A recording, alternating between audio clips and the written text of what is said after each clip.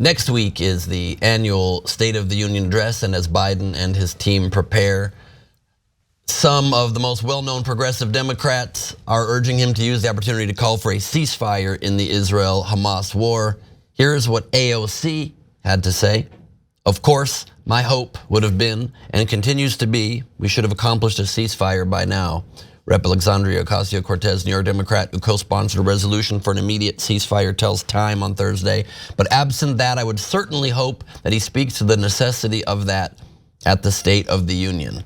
Just this afternoon, this just in, President Joe Biden, during a meeting with Italian Prime Minister Giorgia Meloni, said the following: we're trying to work out a deal between Israel and Hamas on the hostages being returned and an immediate ceasefire in Gaza for at least the next 6 weeks, and to allow the surge of aid to the Gaza Strip. A key distinction there that the president made. Biden has mentioned even before that he hopes for a ceasefire, as we all do, should a deal be able to be struck that protects both sides and hopefully releases all hostages, over 130 of whom who are still being kept in captivity by the terrorist group Hamas. However, worth noting, I believe, that most calls for a ceasefire do not mention that nuance or include those crucial details, nor do they seem to ever call for Hamas to lay down its weapons and surrender, a move along with releasing the hostages that would end this war immediately. Most, for some reason, refuse to call for a ceasefire that would protect both sides in that way, just calls for a blanket ceasefire, which would get this tragic, terrible war off of their social media feeds and news screens, but not solve the larger problem, kicking the can down the road again and inevitably continuing this cycle of violence forever. Of course, calling for an outright ceasefire in his State of the Union while addressing both chambers of Congress and whatever amount of the nation watches these things could strengthen that case, adding high-profile public pressure on Israel to address the developing humanitarian crisis in Gaza, which is very real and very tragic and must be addressed immediately. Biden is very unlikely, however, to do that, as he still supports America's strong ally Israel in its fight for safety and security. You should expect, however, a call from Biden for the Israeli government to do all possible to protect civilian life and to address the humanitarian crisis with great urgency, as he very much should. Speaking on what Biden should cover during his speech, Texas Democrat Rep. Joaquin Castro told Time, of course, on Israel and Gaza, hopefully what he's been doing to press for a ceasefire and a peace agreement among everyone, along with other foreign policy priorities. A great distinction, an important distinction there that Castro made, pushing for a ceasefire and a peace agreement, which I think is essential to do while the world's attention is on this. Get that peace agreement, get the steps for the day after agreed to now, so that we can actually move on. Massachusetts Senator Elizabeth Warren emphasized her desire to see Biden call out Israel's Prime Minister Benjamin Netanyahu, quote, all of us need to be pushing hard on the Netanyahu government, she tells Time. Warren is among the many Democrats that have backed a ceasefire to end the violence against civilians in the Gaza Strip. Netanyahu has prosecuted this war in a way to create a monumental humanitarian disaster. He's not moving forward, retrieving hostages, or toward making Israelis safer. He's watching out for his own political future, but not serving the interests of the State of Israel. We might have millions of people watching this show, but you can be the difference maker, because we just need 1% of our audience to be paid members, and then this show can be around forever. So you can make that difference. Click join now. Obviously, we're gonna have disagreements on this issue. I already disagree with at least one thing that Ben said. But first, I wanna break down like the different layers to it. So there's saying ceasefire in the first place, which check, Biden did today, as Ben just told you, right? Then they're saying ceasefire at a State of the Union, which is apparently more impactful. More people will see it, that's true, and apparently they feel like there's some layer of history to that, etc.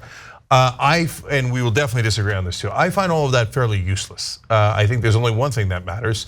Are we funding it or are we not funding it? And so also there's a second layer to that, which is, are we vetoing resolutions in the UN? I would say that that's a step between saying things and actually stopping the funding, right? At least when you don't block a proposal in the UN, the world has spoken for whatever it's worth, but still that has no immediate impact on Israel at all. There's only one thing that has immediate impact, and that's money. So sending $14 billion, which Biden desperately wants to do to Israel, as it is slaughtering Palestinians and starving 500,000 Palestinians, is insanity. And so I don't really care that he says ceasefire. I don't care if he says it in the State of the Union. I don't care if he says it in his living room. I don't care at all.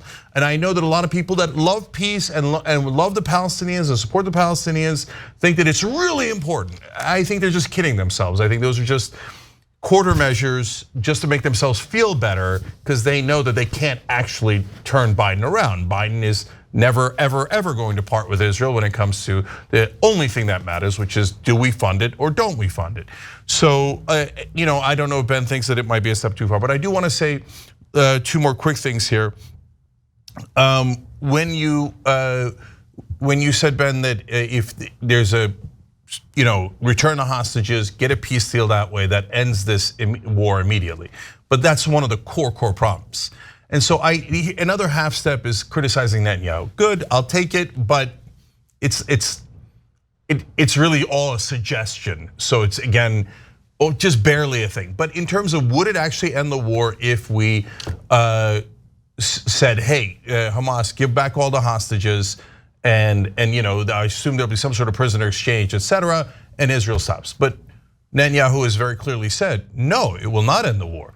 We're going to pause for 6 weeks, Ramadan, etc., and then we're going to go back to obliterating Rafah. So as much as I want Hamas to return the hostages, of course, here, I'll do it for the 200th time. Hamas, return the hostages. Oh, damn it, that didn't work again. Okay, because they're not our ally. We have no leverage over them. If you create leverage and you use it to get the hostages back, perfect. Okay, no problem with that, okay? But if you say to Hamas, your opponents here, give us the hostages back. We'll give you prisoners. There's real exchange. It's not like they're not getting anything, right? But 6 weeks later, we're going to go back to killing all of you and tons of civilians. Look, I don't know that I would take that deal if I was on their side. So it definitely wouldn't end the war immediately. Netanyahu has said very, very clearly he will not end it. He is definitely going to attack Rafah. It's just a matter of when. Well, that's not what I said. I said return the hostages and for Hamas to lay down its weapons. That would end the war immediately. Yeah, okay. By the way, I think IDF is also a terrorist organization. I call on them to lay down their weapons as well. Definitely for Hamas too. Oh, neither side did it. Oh, of course they're not going to lay down their weapons. That's not a thing. It's not a thing. But it's not even close to a thing. But they're not a terrorist organization because they, while absolutely are being brutal in their response, they're doing it in a response to terror attack. What other time in history have you ever not called on a nation to be able to remove the terrorists that not only perpetrate terrorist attacks, not only on October 7th or any time, but for decades into the past, and pledge to keep doing it? That any call to end this is what I am so confused about throughout this whole time, is that I understand the outrage over tactics. I understand the outrage over the loss of innocent life, as every war does. And we can debate the numbers and whether we think this war is worse at that or better at that. I know you think it's worse. I think the numbers seem to show that it's, considering especially the landscape of the war, the numbers are actually less innocent civilians killed compared to combatants. We can argue that, that's fine.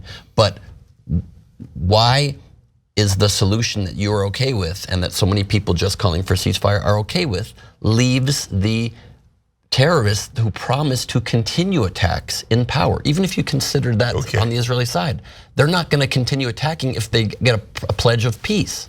Okay, let me answer that, and then I really want to go to Mark and get his thoughts on it. So number one, let's take the example of Turkey. So Turkey also has terrorists, Kurdish terrorists from time to time attack, and they don't just attack the government or the army, they attack civilians as well. So that's terrible, it breaks my heart, and I've got relatives that are affected by it. We come from the area of Turkey that is now predominantly Kurdish, but I'm Turkish, and so hence there's been many of the people that we know that are affected. So if you said to me, hey, should the Turkish government try to root out with special forces those particular terrorists that attacked, whether it's your family members or innocent civilians, I say, of course, right? If you say to me, okay, now we're going to do bombings in that area of Turkey, I'd say, are you insane? You're going to drop a bomb on my family. You're going to drop a bomb on innocent families. No, don't.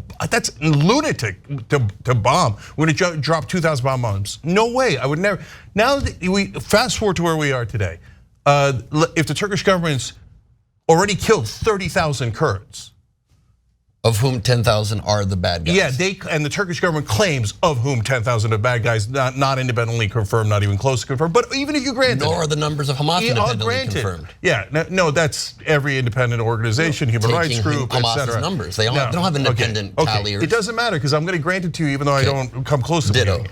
Okay, so 10,000. Let's say the Turkish government says 10,000 Kurdish fighters. I got the sons of bitches, the terrorists who blow up the bombs, etc. But I happen to kill 20,000 civilians, and I'm going to keep going. I would do anything in my power to stop the Turkish government from doing that. Are you kidding me? You're bragging about murdering 20,000 civilians? Okay, what if they were Turkish civilians? Well, that's an outrage. I would never do that.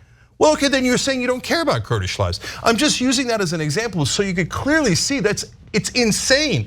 And if there was 500,000 starving Kurds now, and I'm seeing babies and kids dying from malnutrition, and I'm seeing people eating animal food for 2 months.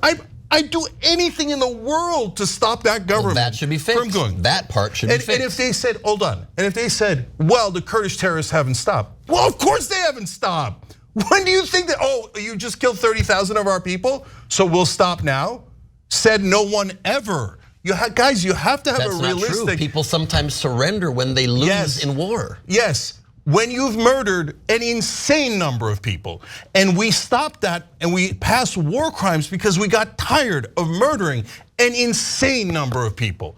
So yes, if you want unilateral surrender, you could kill nearly all their citizens until they cry uncle. We did it to Japan, we did it to Germany. It's true. We slaughtered 500,000 innocent people in Tokyo before we even dropped the bombs.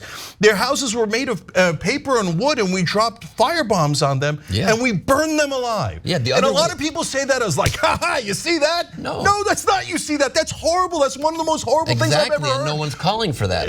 But the other way that could stop is if these arguments always start, these discussions always start skipping the core fact. It could also abandon the radical Islamic fundamentalist principle of killing Jews as some sort of worthy goal, and finally acknowledge the state of Israel's right to exist, which you will admit is never going anywhere. So it is signing their own death sentence to never move past that and to promise to never acknowledge that. Yeah, I think that's just totally irrelevant. So like the Kurds, for example. Someone's right to exist is irrelevant? No, their theoretical desires are irrelevant. If you ask the leaders of the Kurdish terrorist movement, would you want Turkey to collapse and go away? They would say yes, they would love that. I don't care that they think that. Who cares that they think it? It's the head of a terrorist group. Turkey's not going anywhere. They can wish it till the sun doesn't come up. It's not going to matter. Hamas can wish it. It's not going to matter. But it does the Kurds matter. try to do it. It does. That doesn't mean you go, okay, that's murder, murder their civilians. It's not going to work. Hamas constantly sends rockets and constantly has on-the-ground terror attacks. There was another one just 2 days ago, people killed on the ground in Israel. When I was there for just 10 days, over 170 rockets, 9 on the ground terrorist attacks, people died. That needs to be abandoned. You can't ask only Israel to accept a life forever. No, I just told you, I did it, same exact standards for Turkey. They had a very similar situation. Same exact standards for India with Tamil Tigers, same exact standards for everybody. If India told me, hey, by the way, I'm going to starve 500,000 Tamils because of the Tamil Tigers, and I'm going to murder 30,000 of them, 10,000 maybe fighters, 20,000 women and children. I'm going to murder them because they're being terrorists to me. I got it. No. But we agree. And my answer is no. But we agree on that. No, don't do that. We agree. That is inhuman, that is immoral, that is indecent in every way, shape, and form. We agree on that. So, you don't, Ben. You're still saying do it. No, I'm saying make sure all aid is there. That doesn't mean you abandon the mission. Stop killing them. You must. No, you're right to defend yourself. Left months ago. That's now we're just slaughtering. That's an insane statement. We're just slaughtering. That's not true. Look, Ben. All right. Let me go to Bart. Why so long of a wait until the Rafah? They still haven't gone into Rafah. Why? Because they're waiting to make sure it can be done in a way that protects as many civilians as possible. If the goal was to slaughter, they would go right in. Why are they still waiting? Why are they still waiting? Look, why? I love you, brother. And I know that you're going to think I'm biased, I'm going to think you're biased, right? But I believe that our bias is sometimes, and God knows, and the audience will decide, or the larger audience will decide, et cetera, who's right and who's wrong. But I believe your bias is getting in the way of an objective look at this.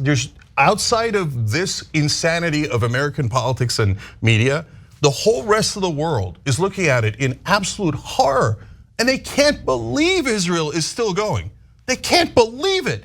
And at those 112 guys around the food truck, they're starving. They've been eating animal fodder for 2 months. Of course they rush to this truck. Then they start firing on them from the tanks and the drones.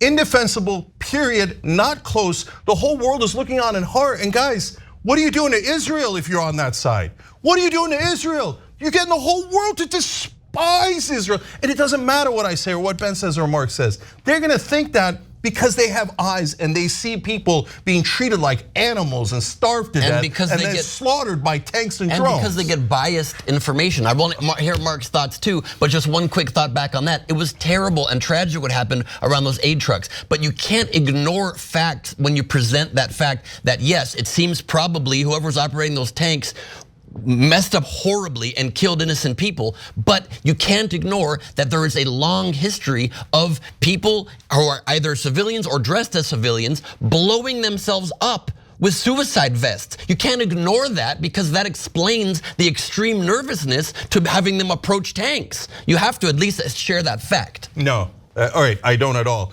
This sounds like the Turks, which I've experienced my whole life, and which I did when I was younger. So I know about blind bias. Okay, it sounds like Turks. But it's a fact what I just said. So why is it blind? Hold on. Justifying the Armenian genocide. Well, they hit us from behind, or they were helping the Russians. The Christian missionaries tricked them. So many Turks died. I know people who died. We had to kill them. We had a right to defend ourselves. So we killed and killed and killed, and we wouldn't stop killing. We wouldn't stop killing, and we had to move them and move them and move them and kill them and kill them. We had a right to defend ourselves, goddamn terrorists. That is exactly what Turks say. And how many were killed? How many were killed? So you're saying 30,000 not enough? Let's get to 1.5 million. You want to get to 1.5 million? When do you want to stop? 1.5 million is not comparable to 20,000 non-combatants. It's not comparable. It's horrible. I it's do not think comparable. Some of these parallels, Cenk, may take us away from the actual situation in Gaza. So, but that doesn't mean that some of what you've said isn't full of a lot of truth. And I think one of the saddest facts is that Israel has lost the world, and it's taken decades to build up essentially good feeling toward a Middle East ally of America, and now in many ways, as I've said, because of everything that's gone on, Hamas got their wish. Essentially, Israel is isolated in the civilized world. Hamas is not it's not an entity with agency, though, for negotiation. Because of what Ben is saying, Cenk, I think I would concede. Look, you need some organization to represent the Palestinians with agency that accepts it'll be a two-state solution. As long as there is no concession along those lines, or at least that understanding that we're working toward that, I think the entire situation becomes intractable. But now let me go all the way back to where this started, which is that Joe Biden is being asked in a State of the Union speech to demand, request, otherwise underscore the need for a stopping of the bombing. I think it is an easy ask. When as asks go, that's super easy. Cenk is right. It's symbolic. That shouldn't be tough.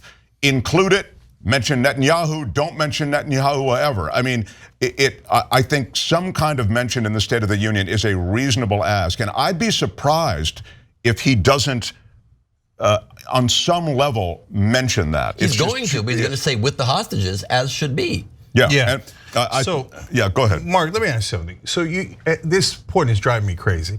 So Hamas is not a partner for peace. They want to wipe out Israel, so we can't deal with them. But brother, don't we deal with every enemy that wants to wipe out the other enemy? So again, the Kurds would say, yeah, I would love to wipe out the Turkish government and the Turks along with it. Some of them, not most of them, but not the citizens, but some of the terrorists, of course, would say that. And so would the Tamil Tigers, et cetera, et cetera. So who cares that they say that? No, now, I think, hold on, I think that it is incredibly dumb thing to say. I mean, Hamas has no idea how much damage they're doing to the Palestinian people by keeping that dumbass line in their charter, right? It's so counterproductive. It's so harmful to their interests, the Palestinian people's interests, et cetera.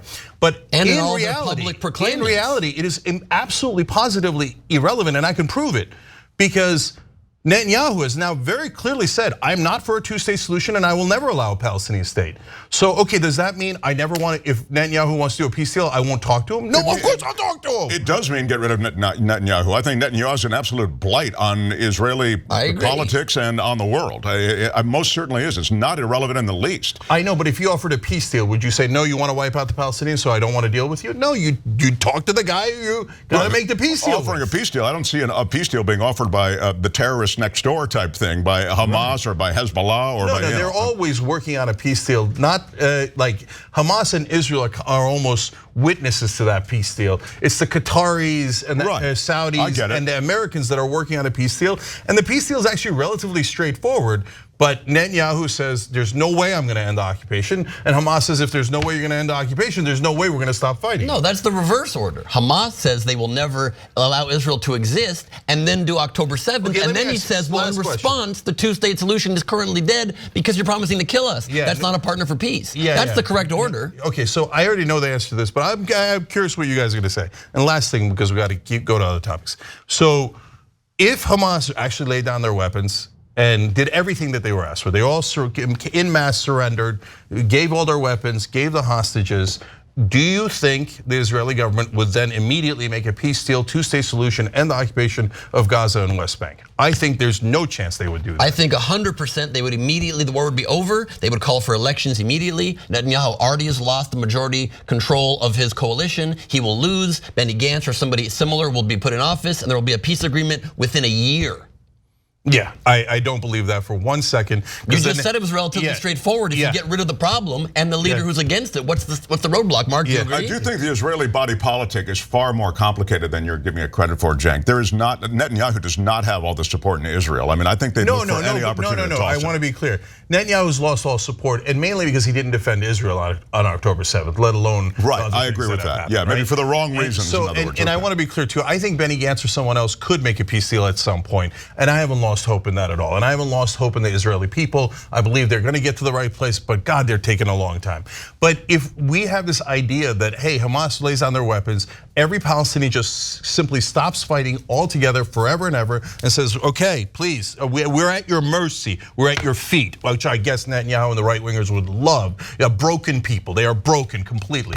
Committing to peace is not broken people, Cenk. Why do you make that leap, though? Okay, well, hold on. Will Israel lay down their weapons? Go ahead, Israel, lay down your weapons. Why would you do that? Why? That's insane. Their response is in response again. Oh, in response to response. Then I'll say Hamas's response is in response to a 75-year occupation where they've been imprisoned by this occupier, oppressor, this Israeli government that was supposed to be a safe haven. A safe haven for Jews has turned into a giant oppressor of 5 million people. Because they were attacked on day one by all the countries around it. But the answer to your question, you're not seeing straight, because of course Israel would then be happy to have a peace agreement as it has made with Jordan, as it has made with Egypt. Why would they not make it? The Palestinians, so this is my proof. Palestinian Authority has completely surrendered. That's why they have no credibility at all. They fund the terrorists. And so they pay the terrorists. That's okay with you. Palestinian Authority, they're the most impotent. They pay the terrorists. They're the softest people in the world. Paying they are collaborators with the occupiers. While paying and people. And they still get nothing. The settlers slaughter their people and they sit there like fools. Yes, Israel, please slaughter our people. Because you don't mind them paying terrorists to kill my people. You don't care. No, has Israel then said, hey, since these are our dogs here in the Palestinian Authority, we now free the West Bank? No, usually dogs, more settlements, more murder. Don't fund to kill the people that you say are dogs. They don't fund the murder of them. Okay. And Hamas is in the West Bank. You're pretending that the Palestinians are occupying the Israelis, oppressing the Israelis. Israelis are the tiny little victims. Israel has a giant military. They are occupying 5 million people, keeping them as prisoners and never letting go of the occupation. Because they constantly promise to murder them. How dare? You know what Hamas is number one? Hamas and Israel have the same exact slogan. We have a right to defend ourselves. Yeah. Okay, but not to initiate murder. Yeah. Here's how it ends. Israel has. Well, you can see that Israel has murdered so many more innocent Palestinians than any Palestinian terrorist has murdered Israelis. I will concede that in response to murder and terror. And the Palestinians did it in response to your occupation for 75 goddamn years. How long will you stay prisoner? Look, do you want me to say, would we all stop killing? Would we all, if we were Palestinians or any other people, would we all bow our heads? What do you think I would do? What do you think? I don't know what you guys would do. Would you, if the Israelis were occupied, if Jews were occupied, do you think you'd go there? Oh yes, my occupier, my German occupier. I love you. I want peace. I beg you. I'm your dog. Would I expect that of Jews? No way. I would want Jews to fight back. We've made peace with Germany, to help the but Jews not fight true. back. We've made peace with Germany, and now they're an ally of Israel. And they support Israel. Yes, we would do that because we're able to move on from the past and live in a peaceful future. Well, that's the factual, historical, current, true answer. So you can yell about it, but that's what we do. So the Jews had no right to defend themselves in Germany? Did they decide after and during the Holocaust, we now for the rest of time are gonna murder all Germans and never acknowledge their right to exist or have a country because they killed all of us? No, you move on, you move forward. Which is why I'm pushing for peace with your enemy. That's who you make peace with, like Same Egypt. here, and like Mark Egypt said, is your and enemy. like Mark, you make peace yes, with your you enemy. can, because, and how you do it? When they promise to stop killing. But you how come cannot Israel make won't peace. stop promising to keep imprisoning, occupying, oppressing, Because humiliating, the other side killing, keeps murdering promising to kill them. Palestinians? Because the other it's side endless. You keeps see how it's promising to endless? kill. All No, right, we it's gotta not. go. No, We gotta no, go. no. We gotta But go. Cenk, it's not endless. It's endless. Every It's time endless. it starts with promise of murder from the Palestinian side. If that ends, it utter ends. nonsense. One side. Netanyahu doesn't have agency for peace, nor does Hamas have agency. That's you've got to look at the parties involved in a peace agreement, a potential peace agreement. It's important, Cenk. And so, no, I agree with and that. when Netanyahu's gone, I've there already will be a offered, peaceful partner. Hey, why don't you do a peace deal with the Palestinian Authority? And the Israeli comes back with no. Permanent occupation. So they're terrible human beings. Ben Gvir, Netanyahu, all those guys. They're the worst human beings on planet Earth. And they say, no, we are going to imprison and humiliate these people and starve them to death. Guys, what do you want me to do? There's 500,000 people starving right now. Mark, admit, I don't mean to say admit, I'm so sorry about that. If there was 500,000 dogs that were starving in Palestine, what would you do? Of course, no, I get it. I mean, it's heartbreaking. If they mowed down 112 innocent dogs. Sure, no, I get it. I get it. You don't have to put it in terms of dogs for me to appreciate how heartbreaking it is. It's awful. What I'm suggesting is there is the desire in the state of Israel, I think, by many, many people. Netanyahu is the worst guy to lead this parade because he's a positively horrifying figure. He's Trumpian in all the darkest ways, the most grotesque ways. You need to get rid of him, but he is not a reflection of the body politic in Israel. I think that has to be acknowledged. And he himself is under tremendous pressure to get these hostages back. And as you suggested, he's hated for having allowed this whole thing to get started to begin with. Let's end on that agreement. I couldn't agree more with Mark. Please, Israeli people, please, I'm begging you, get rid of the monster. Please, I'm begging you. He didn't protect you. All he cares about is protecting himself. Yes. You have to go towards peace. And Hamas, please release the hostages. For God's sake, make a deal. Make a deal, release the hostages. And look, I know that Netanyahu's gonna go back to slaughtering you, but what happens is you bought 6 weeks, and maybe in those 6 weeks, cooler heads can prevail. And maybe Qatar and Saudi Arabia can bribe America enough to get to a peace deal so America pushes so that they can get an election in Israel. Otherwise, we're never gonna get the peace. Right. We're gonna go, you started, and it's never, oh, you wanna kill us, and it's never gonna end. You have to push towards peace, release the hostages, and for God's sake, get rid of Netanyahu. If you don't do that, there's no chance. Israel will never be a safe haven. It'll always be under attack. Don't do that to Israel. But leave Hamas in power? No, look, man, release the hostages. Yes, right. But that's what happens when the war ends. Netanyahu will leave power. I can't stand it. And Hamas will still be in power. It's so unrealistic and ridiculous. So they get to be in power forever. I was trying to end on agreement. So I know. I you have constant excuses for never ending the occupation. No. A string of endless excuses. And if I was the Israeli government, what I would do right now, and I know you guys are all going to find it outrageous, I would end the occupation today. I would say here unilaterally we keep 6% or whatever for settlers of the West Bank, and I have the moral high ground. You're going to attack me. I got Iron Dome. I'm going to withstand that attack because I'm going to be more decent than the other side. I'm going to be more moral than the other side. You know what that happens? It flips the world opinion entirely. It goes from Israel being absolutely despised right now, and if you can't see that they're despised, you're totally blind to it. It goes to overnight. Holy cow! They ended the occupation unilaterally. And they're willing, they built a wall, it would be the most spectacular act, and everybody would love Israel for it. But you're not gonna get there with Netanyahu. Mark is absolutely right. Please,